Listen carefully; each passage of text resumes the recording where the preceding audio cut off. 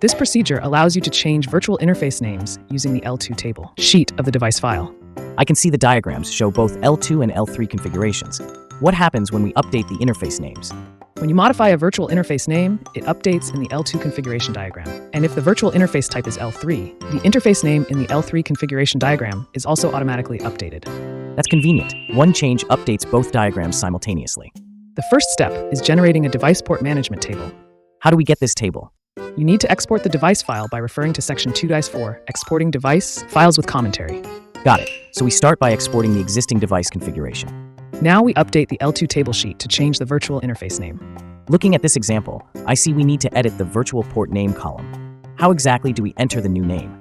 Break the item in the column you want to rename using Alt plus Enter, then type the new virtual interface name. I notice the naming convention follows the format of port type name, space, then port number, like port channel 4.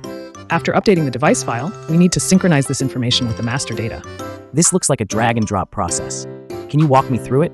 First, drag and drop the updated device file to the main panel, then drag the master file into Update to the master file in the device panel. I see that the system automatically backs up the original master data with a timestamp before updating it. The final step is confirming that our changes appear correctly in the L2-L3 configuration diagrams. How do we generate these confirmation diagrams? Use sections 2.2 and 2.3 to generate the L2 and L3 diagrams respectively. Then verify the interface name changes are reflected.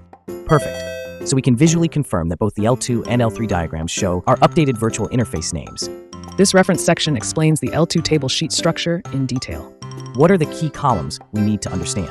The main columns include device name, physical port mode, virtual port modes, virtual port name, and L2 segment connection information. This comprehensive table structure helps manage both physical and virtual port configurations effectively.